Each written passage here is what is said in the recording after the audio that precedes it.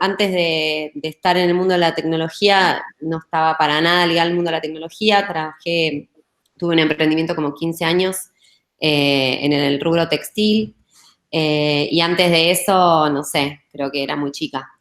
Pero bueno. Así que, Buenísimo.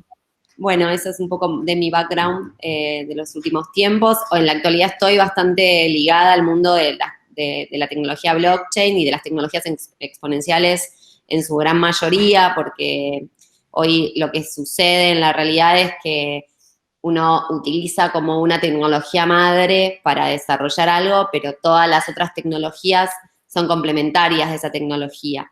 Entonces se van uniendo un poco los caminos entre el data science, blockchain, el Internet de las cosas, o el machine learning, o no sé, blockchain con biotecnología y nanotecnología. Empieza como a ser como bastante promiscuo el mundo de la tecnología, y así sucede un poco la innovación, ¿no? Eso es. Lo que pasa que, bueno, tiene algunas dificultades este ecosistema de tecnologías exponenciales, es que básicamente todo cambia muy rápido. Yo siempre cuento la anécdota que todos los días estoy en reuniones internas que pareciera ser que es la primera vez que entro a la compañía.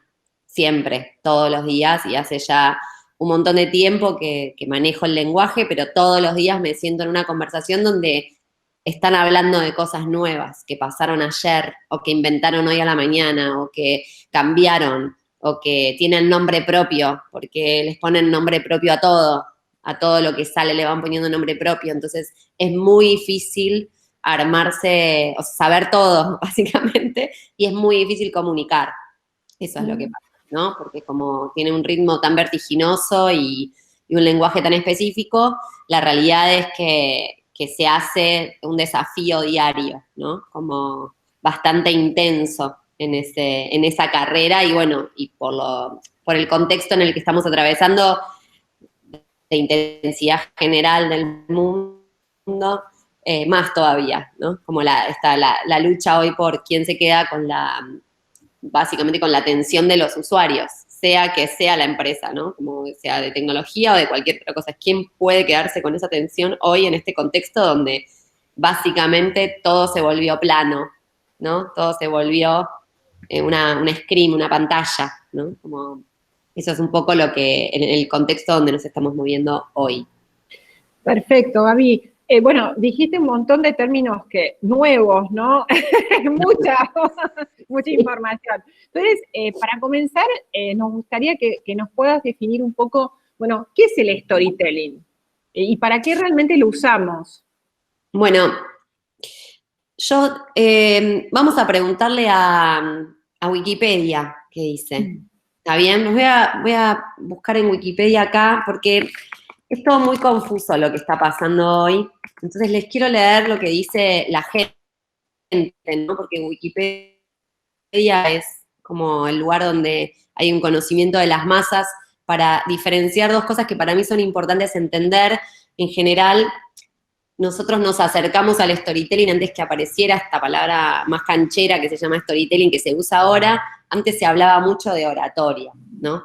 Y cuando yo empecé a trabajar con las herramientas de comunicación y ver cómo podíamos transmitir mejor nuestros mensajes, empecé a hacer un poco medio este research de entre qué pasa con la oratoria y qué es el storytelling, y llegué a la conclusión de que son dos cosas completamente diferentes. Pero para ser más gráfica, lo voy a compartir. Los voy a compartir acá. Miren, voy a compartir pantalla y vamos a leer juntos qué dice Wikipedia de esto, ¿no? Que tanto amor nos ha dado la wiki. Bueno, vamos a ver lo que es lo que dice el storytelling primero. ¿Me ven ahí mi pantalla? Sí, perfecto.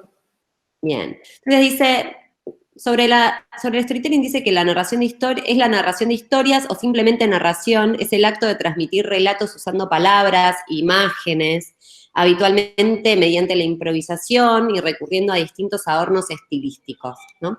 Las historias y narraciones se han compartido en todas las culturas, bueno, Esta primera frase me parece bastante acertada. Fíjense que dice como, es narrar, un poco usando lo que tengo, que es básicamente la improvisación, con algunos adornos estilísticos y que me ayudan y algunos recursos como imágenes, por ejemplo, ¿no? Vamos a ver lo que dice sobre la oratoria. Bueno, se llama oratoria al arte de hablar con elocuencia. Ya ahí empezaba todo mal, ¿no? Como hay que hablar con elocuencia, parece, para poder, digamos, transmitir ideas, ¿no? Es un género en el género literario formado por el discurso, la arenga, la disertación, el sermón y el penegérito, entre otras.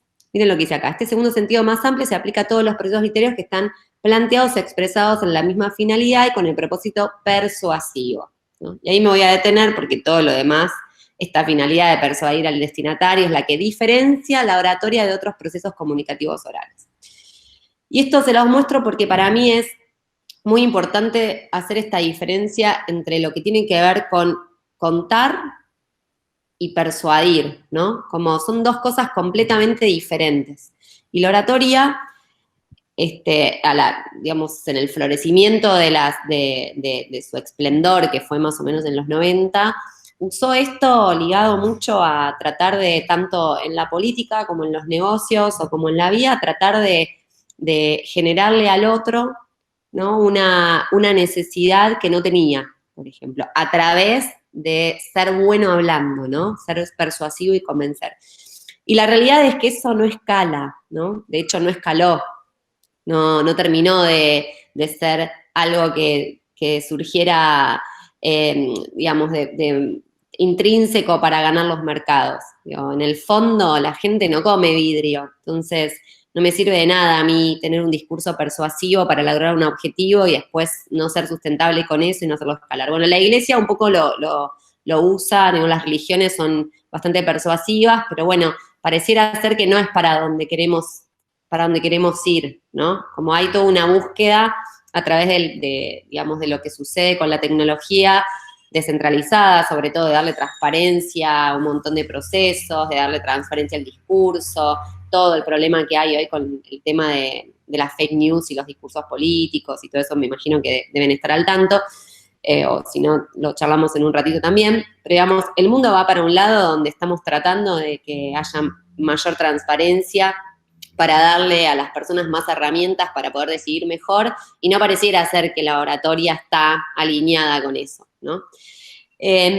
A mí me gusta usar más storytelling, soy bastante detractora de la oratoria, de hecho, la dejo abandonada, en algún punto como que ni le doy bola, como bueno, vamos con esta que me parece que cierra un poco más, y al mundo también le cerró un poco más, y empezamos a manejar este término para todo lo que tuviera que ver con tratar de entrar en contacto y generar engagement, digamos, generar interacciones con diferentes audiencias, ¿no?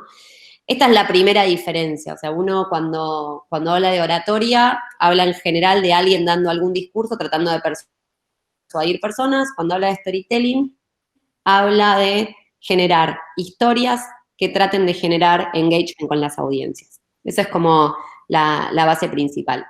Entonces, después lo que sucede es que si hablamos más de storytelling y no tanto de oratoria, también nos hace más amplio todo lo que podemos hacer con esta herramienta, digamos, con el storytelling en sí, que básicamente tiene que ver con una cuestión de diseño y una cuestión de performance, ¿no? Como performar ese diseño, ¿no? Uno diseña las historias, diseña el contenido y después lo performa a través de diferentes herramientas, donde una de esas herramientas puede ser hablar, ¿no? Puede ser hablar en público.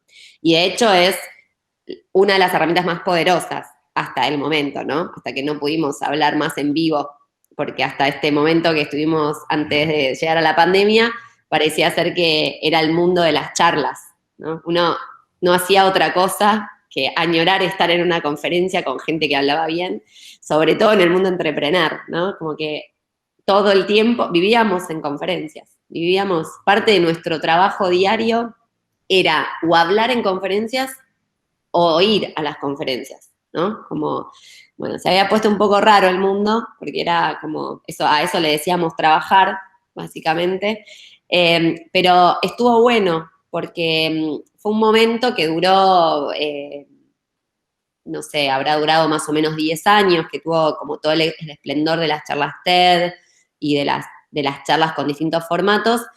Y como experiencia, más allá del negocio asociado a las conversaciones, a las charlas, estuvo bueno para entender que en realidad hay algo que tiene que ver con los humanos o con transmitir ideas de los humanos a otros humanos que es irreemplazable, ¿no? Que tiene que ver con el contacto, con ser genuino, con estar tratando de contarle al otro, transmitir conocimientos, de querer realmente tener este contacto con la audiencia.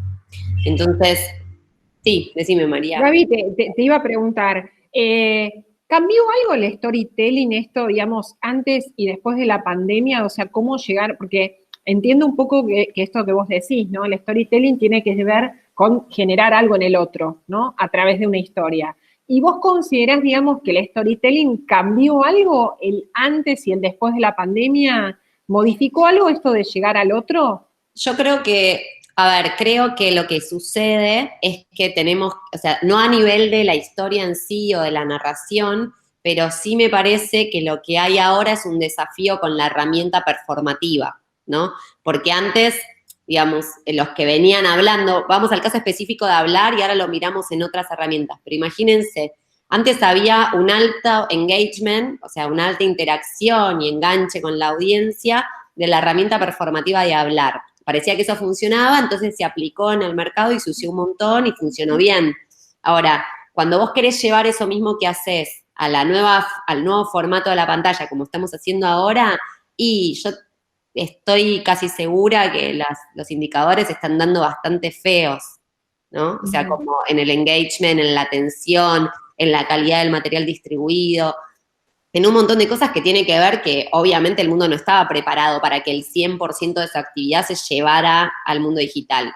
Es cierto que veníamos con una digitalización severa y súper acelerada, pero hay cosas que no tuvimos tiempo de repensarlas, ¿bien? Entonces, en el medio está pasando esto, hay como una sobrecarga de contenido extraordinaria en la vida de cada uno de nosotros, donde es difícil tener mucho engagement, porque la oferta es muy grande en este momento, porque todo lo que había en el mundo offline se trasladó al mundo online de repente, más ya todo lo que había, entonces está como sumado a todo el síndrome del encierro también esto, ¿no? Como la sobrecarga de información para poder digerir, entonces claramente los indicadores de esto bajaron, sin duda. Y hablar en una call no es lo mismo que hablar en persona y tener a la audiencia cerca y tener una interacción, ¿no? Como el otro día hablábamos con una empresa de data science, donde estaban dando muchas webinars y los chicos decían, bueno, a veces nos pagan en una empresa para dar un curso y están todos con la cámara apagada, ¿entendés? Y es una situación muy difícil esa de manejar, porque vos no sabés si está la gente escuchándote, si no, si entienden, si necesitan, o sea, no hay feedback, no hay una respuesta ahí entre la mirada y las herramientas que vos usás con el cuerpo o cuando vos lo performás hablando para poder entender ese engagement, ¿no? Es como que nos quedamos sin habilidades para poder entender porque todo se volvió plano y 2D. Y esa necesidad de la profundidad 3D o del vínculo que se genera en vivo, para mí es irreemplazable. Entonces, hoy el desafío más grande es pensar que no es que vamos a poder llevar todo el formato de hablar en público a la forma digital tal cual a través de una pantalla. Me parece que el desafío es pensar nuevos contenidos, ¿no? O sea, no nuevas historias. Puede ser que nuevas historias, la historia puede ser la misma, pero en realidad lo que tenemos que pensar es, bueno, ¿cuáles todas las otras herramientas, además de hablar, que podemos tener a disposición para contar esa historia mejor en este contexto, ¿no? En algún punto es lo que en el fondo deben estar escuchando todos como reinventarse. Claro, exacto. Reinventarse ahora. Hay que bueno, es un poco esto, no es, obviamente que acá voy a hacer un disclaimer y una salvedad que es, estamos haciendo lo que podemos, ¿no? Y las empresas hacen lo que pueden con lo que tienen, tratando al mismo momento que están tratando de sobrevivir, tratando de generar nuevos negocios, reinventar, no perderse el hype que hay ahora para ser los primeros, innovar, y eso es un montón de estrés.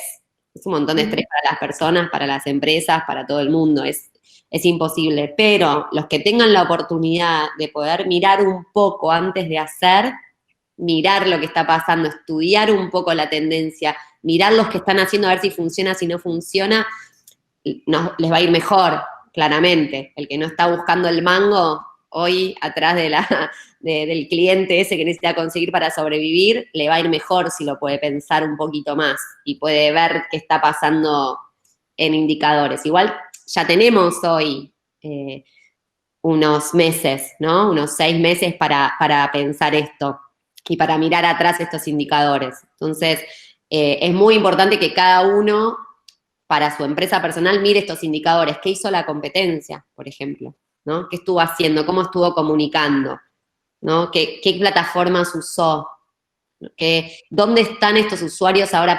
¿Para dónde se fueron mis usuarios? ¿Para qué lugar se fueron mis usuarios? ¿Para qué plataforma? Porque no es lo mismo hacer contenido para una charla que es adentro de una compañía que hacer contenido para captar usuarios, para venderle a usuarios finales un producto, ¿no? O para, no sé, crear una comunidad. No es igual. Y no están los usuarios en todas las plataformas. Están en alguna más que en otras, o en algunas, ¿no?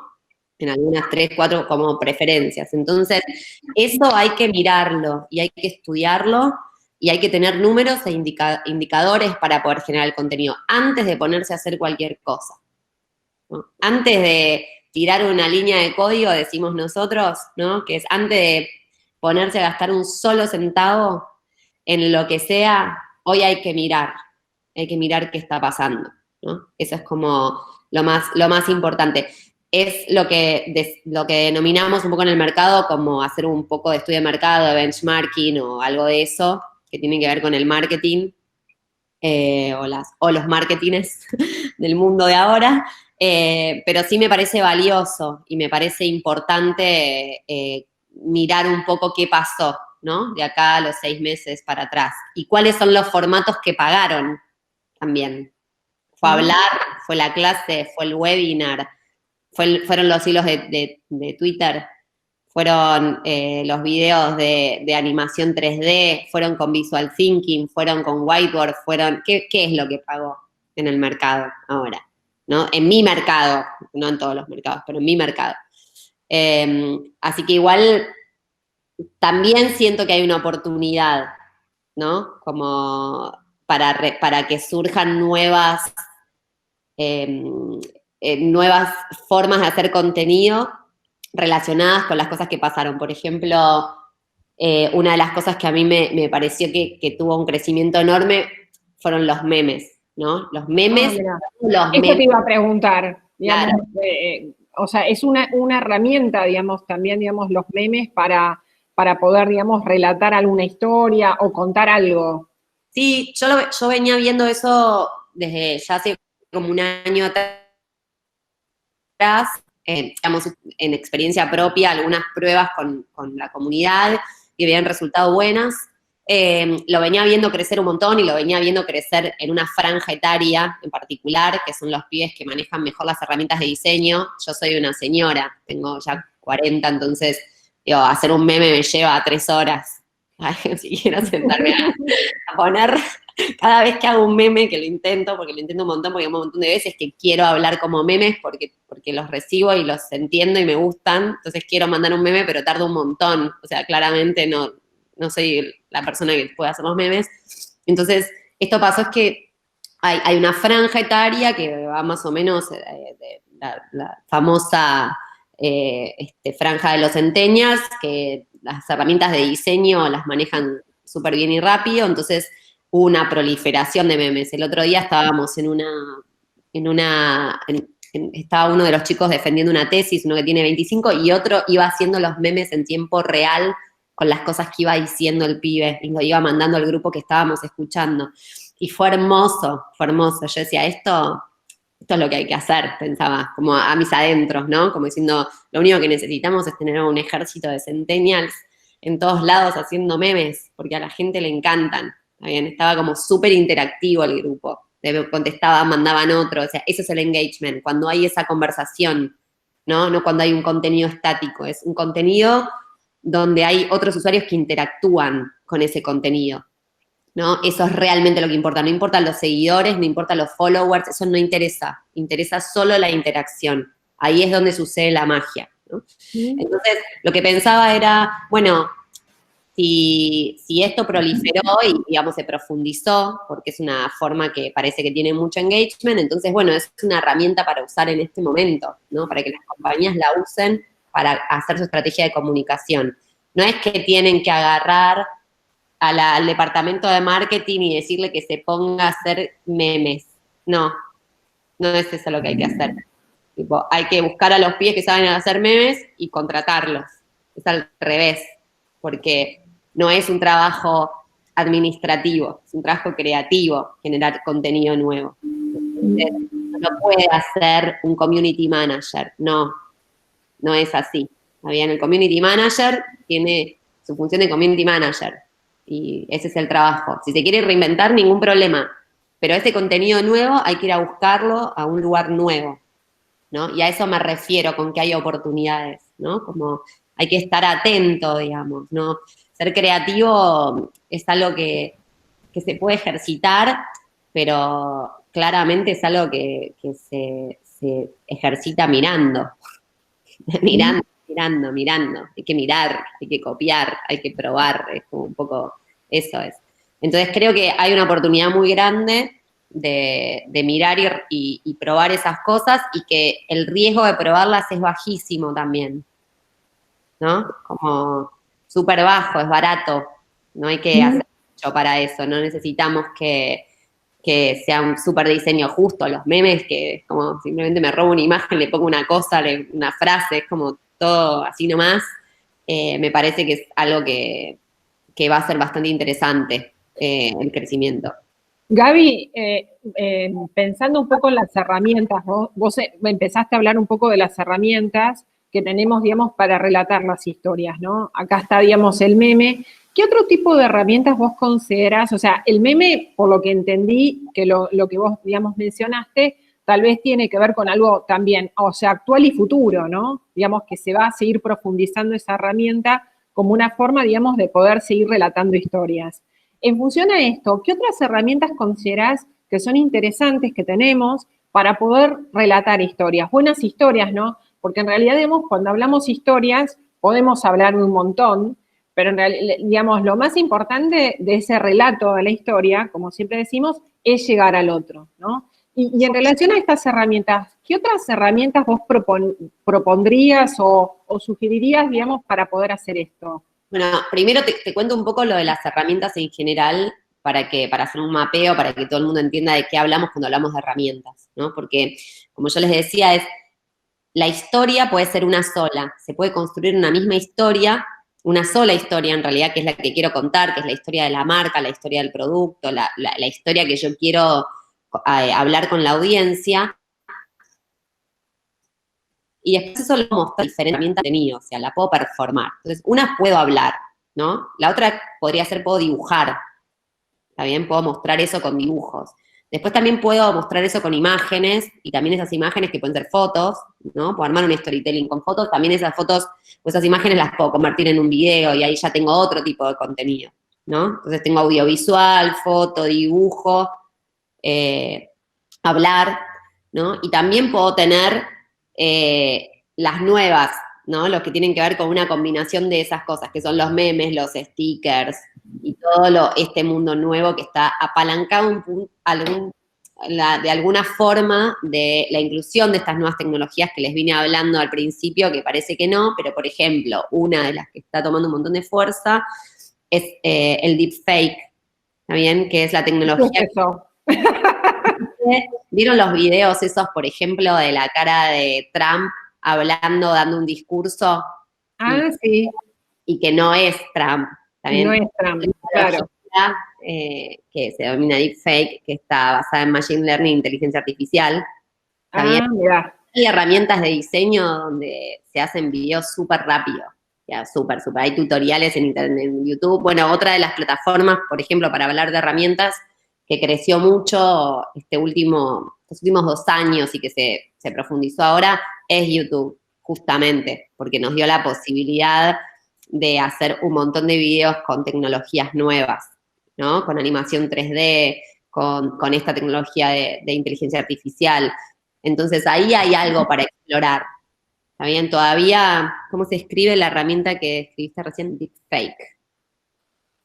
Les voy a pasar a alguien, les voy a dejar acá a alguien, un youtuber que me parece muy interesante, que es un creativo y es un nerd a la vez, medio techy, le gusta leer papers, pero además tiene su propia agencia y hizo cosas muy interesantes, entonces tiene esas dos mezclas que maneja todas las herramientas de edición de videotecnología, lee los papers, sigue los tutoriales, y a la vez es extremadamente creativo, y él explica cómo hace lo que hace, ¿no?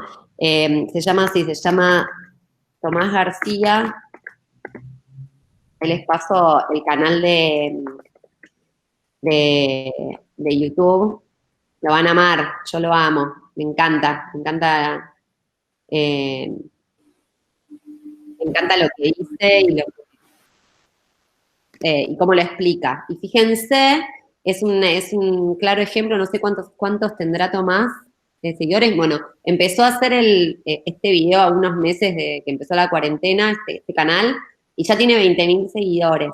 20.000 seguidores, donde mucha gente que también es influencer y youtuber de otros canales con mucho más seguidores lo refanea, lo sigue un montón, porque dentro del contenido que hace, el storytelling que armó del canal es muy bueno. O sea, cuenta su historia, cuenta lo que hace a través de las herramientas que va utilizando.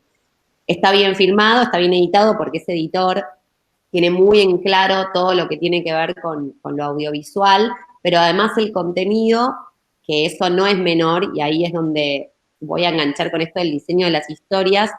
Él es un especialista en storytelling, cuenta historias, cuenta buenas historias en general para las marcas. Lo sabe hacer muy bien. Sabe armar un storytelling para un videojuego, sabe armar un storytelling para Mamá Luchetti y vender fideos, sabe armar un storytelling para un montón de cosas. Y es muy creativo con la forma en que intenta expresar o performar ese storytelling, ¿no? Y tiene un video, por ejemplo, ahí también que lo pueden ver, que habla de una exposición de arte, cómo unió la animación 3D en una exposición de arte en el Malva con la tecnología y la tablet para comunicar algo, ¿no?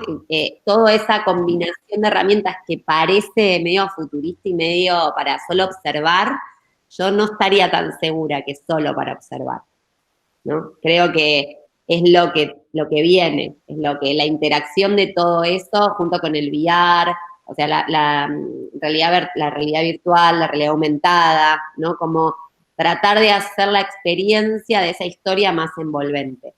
Pero el contenido tiene que estar bueno.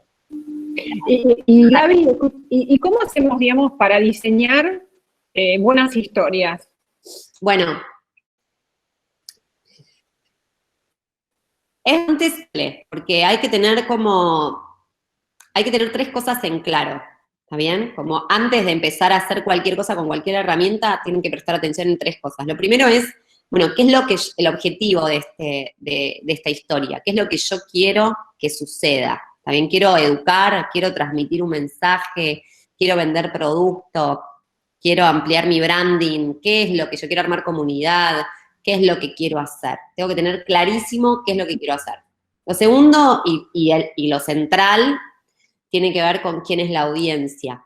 ¿Está bien? Tengo que conocer a mi audiencia en profundidad. Necesito hacer los perfiles de audiencia con los que quiero hablar. Conocerlos bien, cuántos años, o sea, el prototipo de esa audiencia. Quién es, dónde estudia, tiene hijos, si estudia en la universidad privada, si en la pública, si es mujer, si es hombre, si son familia, si tiene auto, clase media, todo lo que pueda describirme esas personas porque los tengo que ir a buscar en alguna plataforma. Entonces, primero construyo esa audiencia y después me fijo dónde está, ¿no? Sí, más que clientes, sí, también se llaman así, clientes modelos, pero hoy le decimos más usuarios y audiencias, ¿no? Como porque al estar involucrada la tecnología y las aplicaciones, son usuarios hoy, ya los clientes, ¿no? Usuarios de nuestros productos o servicios. El lenguaje, bueno, hablando de eso, es bastante importante también. Si yo quiero hablar con una audiencia específica, mi lenguaje va a ser para esa audiencia. Entonces, si mi audiencia es mayor de 70 años, tengo un lenguaje, y si tiene 20, tengo otro, ¿no? O sea, modelo cliente o usuario es diferente para hablar con diferentes audiencias, ¿no? Yo a los chicos les diría más usuarios que clientes, y a los grandes por ahí les diría más clientes que usuarios. Entonces, bueno, central, las audiencias con las que quiero hablar y con las que quiero conquistar. Y el tercer punto tiene que ver con entender el mensaje que quiero pasar. Y el mensaje es uno solo, ¿no? Yo cuando cuento una historia, la audiencia tiene que poder repetir todos el mismo mensaje cuando termino de contar esta historia, ¿no? Y esa historia, ese mensaje es una oración. Es como si yo dijera, bueno, yo quiero que a partir de esta conversación todo el mundo tenga claro, cuando termine esta conversación, cuáles son las cosas importantes que tienen que entender para diseñar una historia, ¿no? Ese es mi mensaje. Y a partir de ahí empiezo a construir esta información que necesito para construir un discurso, primero un poco, por ahí un poco más caótica y más desordenada, de alguna forma que en general es escribiendo. Lamentablemente, lastimosamente, hay que sentar un poco a escribir, porque la intervención del cerebro en esa escritura y en el ordenamiento de la información es esencial, ¿no? Como que ya hay una parte que me lo hace mi propia persona y mi propio cerebro que ya aprendió a pensar, entonces hay que dejarlo hacer su parte bien. Entonces lo único que hay que hacer es escribir, aunque les dé un poco de fiaca y es un poco trabajoso al principio, pero es solo un ratito. Después, si ya, por ejemplo, son expertos o tienen dominio sobre una temática, ya después no necesitamos pasar todo el tiempo por el choclo de escribir todo el tiempo, ¿no? Escribo una vez y después voy utilizando esa información como si fueran bloques o como si fueran slots de información y las voy combinando. Y después, básicamente, la historia tiene como momentos, o sea, no puedo contar todo lo que quiero contar en una historia, porque no se puede hacer eso porque la gente no lo puede retener, se aburre, baja el engagement, es una sobrecarga de información y no tiene sentido. Entonces, lo primero que hay que entender como generadores de historias es que no puedo contar todo lo que yo quiero. Tengo que elegir qué es lo que voy a contar con respecto a mi objetivo, la audiencia y el mensaje que voy a pasar. Y todo lo que no me colabora con eso no va en esa historia. Va en otra, armen otra. Si hay por ahí tiene una segunda parte o tiene una tercera parte, pero no va todo en una sola historia. ¿Está bien? Y además porque a la audiencia, cuando yo le pido que me escuche porque le quiero contar una historia, no la puedo bombardear de información. Porque lo único que puede hacer la audiencia en ese momento es prestar atención, es tratar de escucharme, tratar de entender el mensaje. Es como si yo les dijera, está todo el mundo así como, ¿qué está diciendo? ¿Qué está diciendo? Súper estresado, y lo único que puedo hacer es estar atento cuando miro el video, cuando veo la foto, cuando leo lo que estoy diciendo, solo puedo prestar atención. No le puedo pedir que además de prestar atención saque cuentas en filosofía, de machine learning, o sea, no le puedo dar un montón de información confusa para que me intervenga en el mensaje. No, tengo que tratar de dárselo lo mejor que puedo para que el objetivo de mi charla o de mi historia se cumpla, ¿no? Y ahí, después cuando ya más o menos construí esta historia y la puedo transformar en un discurso, que no es lo mismo, ¿no? Transformar la historia en un discurso, que después ese discurso se performa, ¿no? Tiene que ver con básicamente hacer el mapa del lenguaje con el que voy a hablar con respecto a la audiencia que quiero conquistar. Siempre fíjense que la audiencia termina siendo como el lugar donde vuelvo a ver qué tengo que hacer. Es como la referencia de todo el sistema, ¿no? Mirar todo el tiempo el usuario, mirar al usuario, fijarse qué está pasando, cómo lo quiere, qué está usando, ¿no? Es un poco eso. Y después, lo demás es un poco de práctica también. No pasa nada, Marcelo, después te cuentan los amigos. Después es un poco de práctica, es un poco tratar de ir probando y midiendo. Pruebo, mido, cómo me va, cuál es el engagement, cuáles son los indicadores que voy a medir, los decido antes, también depende de la audiencia, depende de la herramienta que estoy usando para performar, ¿no? Como si voy a medir interacciones, si voy a medir likes, si voy a medir leads, qué es lo que voy a medir con respecto a lo que fui a buscar, ¿no? Ese es un poco, después, nada, para profundizar 1000, pero en principio esta es como un poco la base de lo que hay que hacer antes de hacer. Perfecto, buenísimo. Y con respecto, digamos, a, bueno, algo del futuro con respecto al storytelling ya estuvimos viendo, ¿no? Y cómo ves, digamos, estos momentos, digamos, de esta pandemia, ¿no? Esto de relatar las historias, ¿no? Porque hay muchas historias para relatar. ¿Cómo, no sé, cómo lo pensás o qué opinión tenés con respecto a esto? Como relatar historias, digamos, atravesado, digamos, por una pandemia. Bueno, yo creo primero, como siempre, que cuando me preguntan esto, mi visión es como bastante generalista o simplista de la forma buena de decirlo. Para mí solo hay que invertir el tiempo en cosas que generen valor. No hay que hacer otra cosa. O sea, como esto es antes de la pandemia y ahora, ¿no? Como hacer las cosas, cuando yo era chica decían que hacer las cosas mal tenía el mismo esfuerzo que hacerlas bien, ¿no? Y un poco en el mundo del trabajo, de los negocios y del emprendimiento y de la vida profesional, me parece que un poco aplica eso, como en qué vas a invertir tu tiempo, ¿no? Como las horas que trabajamos son un montón, casi que es toda la vida que tenemos cuando somos adultos, es algo así, ¿no? Como parecido. Entonces, mejor que esté bueno lo que se haga. Mejor que esté bueno. Mejor que me guste primero, pero más allá de que me guste, que esté bueno, que le guste a los demás también, ¿no? Y ahí, cuando entro al mundo de lo que le gusta a los demás, lo voy a separar en dos. Lo que le gusta porque le parece lindo y lo que le gusta porque le resuelve un problema, ¿no? Entonces, de todo eso yo me quedo con le gusta porque le resuelve un problema, combinado a algo que me gusta hacer. Y cuando digo algo que me gusta hacer, no quiere decir solo que me pone feliz, y que eso está bien, porque necesitamos la felicidad para vivir, pero además es en algo que soy bueno.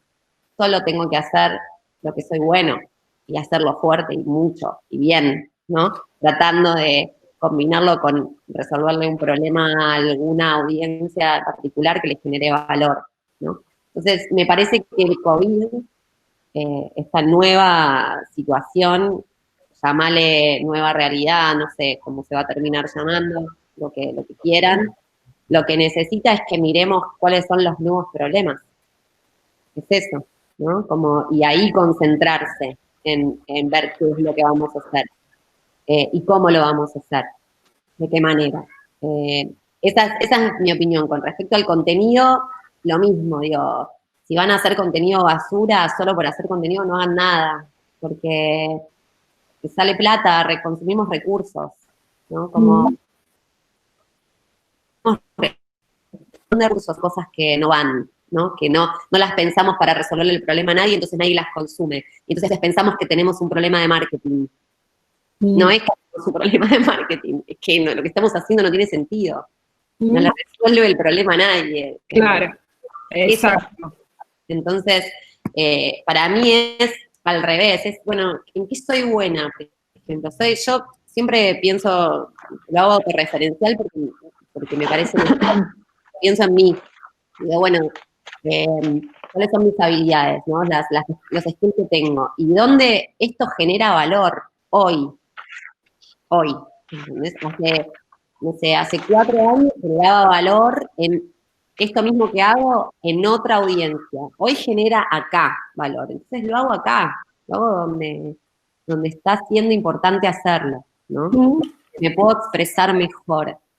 Ese es un poco. Entonces, contenido es difícil de hacer aparte del contenido. Digo, no es algo fácil. Claro, no es fácil hacerlo. Entonces, si lo van a hacer, lo tienen que hacer por algo que realmente haya una audiencia ahí queriendo consumirlo. Algo ¿no? que, digamos, que valga la pena y también hay que generar esto que vos decís, ¿no? El valor, ¿no? El valor del otro, el impacto, ¿no? Que para mí es la única forma de hacerlo sustentable, porque la única Exacto, forma que vos puedas vender un producto o un servicio es que haya alguien que lo valide eso, haya una audiencia, exacto. entregarte valor monetario por eso. No es un Mm, problema de marketing, es un problema de diseño de solución, claro, ¿no? Y claro. después, arriba de eso, hablamos de contenido para eso, pero primero hay que resolver eso. Primero hay que resolver qué es lo que van a hacer o lo que están haciendo, para quién y cómo, ¿no? Exacto, perfecto. Bueno, Gaby, no, re claro. Si te parece, podemos abrir el espacio para preguntas. Lo que quieran. No Dale, sé si nos perfecto. quieren hacer alguna pregunta a través del chat o quieren desmutear Hablan el el micrófono, micrófono. hablamos, sin problema. Bueno, hubo mucho engagement, 45 personas se conectaron, así que muy bien. El engagement es ahora, para la Es gente que ahora, quiere saber tal cual, tal cual. no es un fracaso y todo bien, ¿eh? Bueno, nos gustaría, digamos, que le puedan hacer alguna pregunta a Gabriela un poco de lo que vimos hasta el momento, de lo que nos relató. Podemos hablar de eso, si alguien me quiere preguntar sobre otra cosa, pregunte, no, ningún problema. De lo que sepa, puedo contestar. Todo súper claro, me dice. Bueno, Ah, súper claro, muy bueno el contenido, me voy todo entonces. súper claro. Gracias. Buenísimo. Bueno, Bueno, un poco, si no hay preguntas, me gustaría que nos pudieras dejar algún mensaje, ¿no? A futuro, relacionado, digamos, a cómo vos ves toda esta cuestión, digamos, de relatar historias a futuro, ¿no? Un poco la proyección o tu visión, ¿no? O sea, cómo te imaginás digamos, el poder relatar las historias, que algo ya dijiste, bueno, los memes es una de las herramientas, pero tal vez, digamos, pensando un poco más.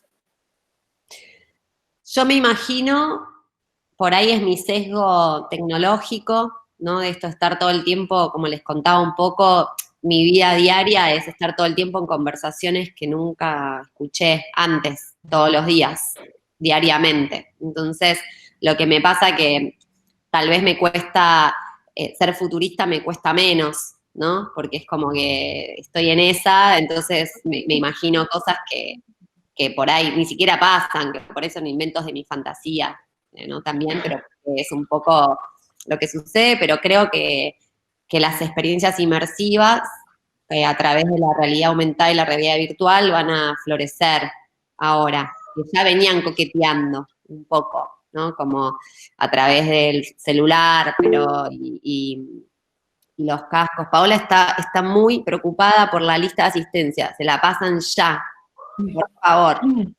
Ahí va, Paola, ya te la gestioné. Eh, bueno, y me parece que eso va a ser relevante.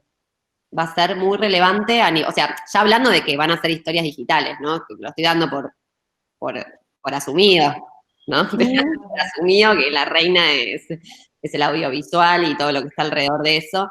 Eh, pero me parece que va a empezar esto a haber un montón de startups, un montón de personas dedicadas a esta tecnología que ahora van a profundizar este modelo para los usuarios finales y para que podamos hacer contenido muchísimo más inmersivo. Ahí creo que va a ser. Y obviamente, como va a haber, es una carnicería y va a ser cada vez más carnicería todo el contenido, o sea, posicionar los contenidos, lo que creo que va a marcar un poco la diferencia es el diseño de ese contenido, o sea, esto que les estoy diciendo adentro, porque como las herramientas van a ser buenas para todos, o sea, van a ser accesibles a todos, porque van a ser digitales y los costos de las herramientas van a bajar, que todo el mundo las use, también la experiencia de usuario con respecto a esas herramientas, lo que creo que va a marcar la diferencia es esto del propósito, de encontrar un problema de verdad, digamos. Ahí está para mí el futuro, digamos, ¿no? Como, pero es mi flash personal, ¿eh? Por favor, les digo, no, tómenlo, déjenlo, como quieran. Perfecto. No, no, me parece que está bueno. ¿No? Bueno, ahí surgieron algunas preguntas. A ver, espera, vamos a ver. ¿Dónde voy a poder encontrar el link de la grabación? Bueno, que después se lo decimos. ¿Y cuáles son las claves del storytelling? ¿Qué otros recursos se pueden utilizar? Mauro. Bueno, con respecto al storytelling, esto que les conté al principio, lo del diseño, lo del mensaje, la audiencia, el contenido, después hay unas semi-reglas internas, por ejemplo, que las historias caminan de adelante para atrás, o sea, van hacia adelante. Las historias, por más que la recursividad o que volver para atrás sea un recurso estilístico, camina para adelante. Entonces hay una intención de que empiece y termina. Y esa intención, en cómo yo ordeno la información adentro, tiene que pasar, tiene que tener sentido. ¿Está bien? Esa es otra de las reglas. Entre tarde, bien. Y después, por ejemplo, otra de las cosas que me parece importante es que adentro de la historia hay mini historias.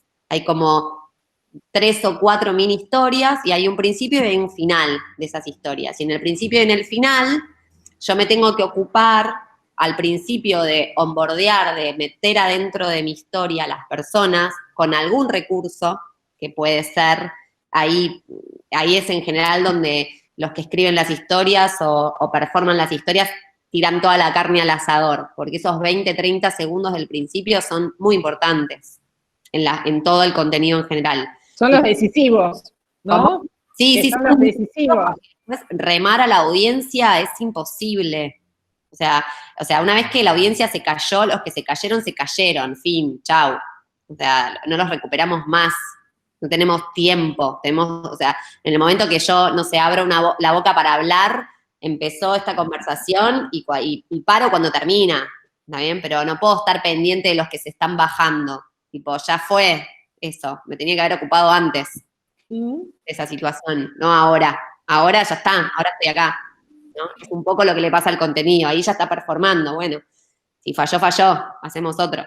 Pero es muy importante, me parece que tener en cuenta que adentro estas historias, estos que le llamamos slots de información, que son estas mini historias, también están diseñadas adentro y tienen una mini estructura. Y después agarro esas historias, que supongan que son 3, y las conecto, esos slots adentro de la historia. Y eso se conecta con conectores discursivos que a veces son palabras como entonces, bueno, les contesto porque ahora les quiero contar esto, o a veces es un silencio, a veces cuando es, no sé, cuando es un video por ahí es un cambio de imagen, a veces cuando es una persona hablando por ahí se desplaza hacia otro lugar, esa persona arriba del escenario, entonces conecta una información con la otra, ¿no? Eso también me parece que por ahí es importante. Gaby, mira, acá tenemos más preguntas, me parece que se despertaron las preguntas. ¿Cómo es tu trabajo de storytelling con respecto al blockchain? Re difícil. Hoy tengo esta cara que me ven, estoy re estresada hace un par de semanas porque es súper difícil. Básicamente, todavía hay una distancia muy grande entre el usuario final y lo que estamos construyendo en el ecosistema.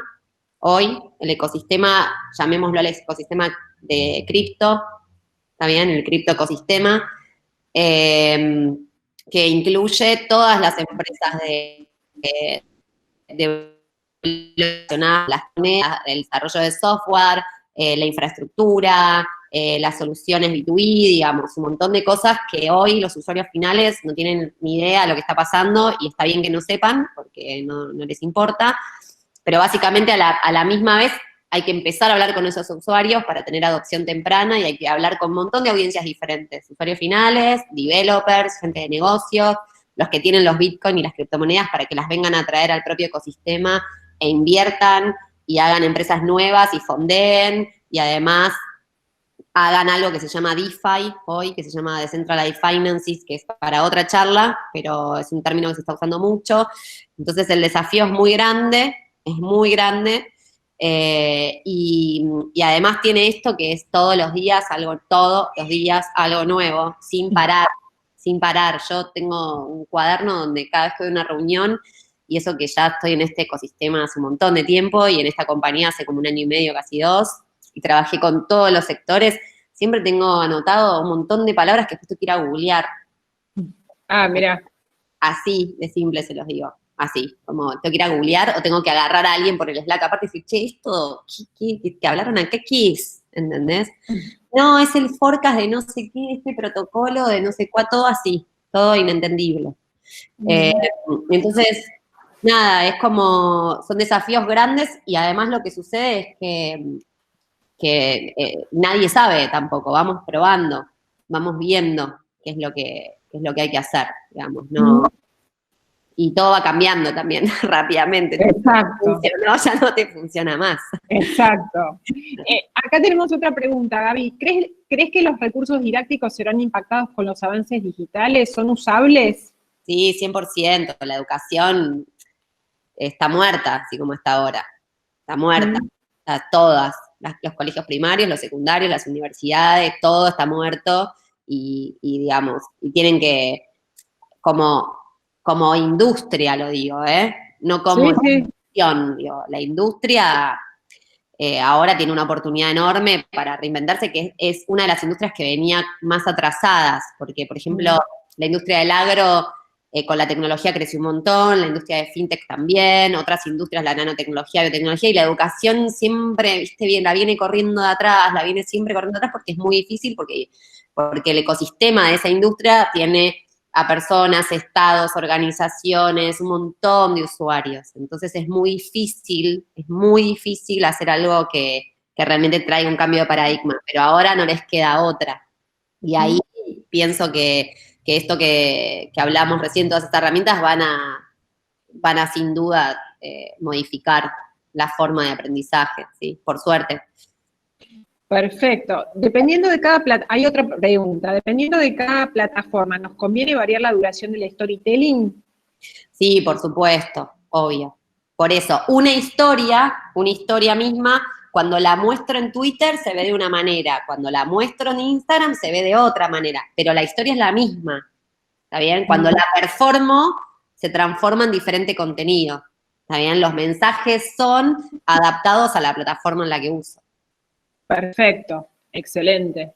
Bueno, para no robarte mucho más tiempo, Gaby, desde ya, muchas gracias por haber compartido todo. La verdad que me quedaron muchas preguntas y muchos términos, ¿no? Para seguir aprendiendo. Así que bueno, si nadie más tiene ninguna pregunta, damos por finalizada esta conversación y agradecerte nuevamente, digamos, por todo lo que nos trajiste en esta tarde. No, por favor, gracias por la invitación. Me alegro que se junten a conversar. Sí. En serio, Cada 2 semanas nos estamos juntando. Antes de finalizar, ¿dónde te podemos encontrar, Gaby? En Instagram, no soy una gran influencer, sépanlo, pero tengo una cuenta de Instagram, ahí me pueden escribir, ahí les dejo a Genovese, en LinkedIn también, ahí por ahí soy un poco más popular. Ahí, y nada, y si no en mi mail, miren, les dejo el mail personal y cualquier cosa pueden escribirme. Perfecto. ¿Bien? Excelente, buenísimo. Bueno, la verdad que un éxito, digamos, todos estuvieron ahí conectados, hubo una sustentabilidad a lo largo, digamos, de toda la charla. Así que... muchas palabras raras, como tenías muchas palabras raras, dice, esta persona sabe de cosas, ¿no, chicos? Muchas palabras raras, sí, es verdad. Pero bueno, muy bien, muy bueno estuvo. La verdad que te agradecemos muchísimo, digamos, el haber compartido todo esto, ¿no? Y el storytelling es un tema para realmente seguir estudiando y seguir profundizando.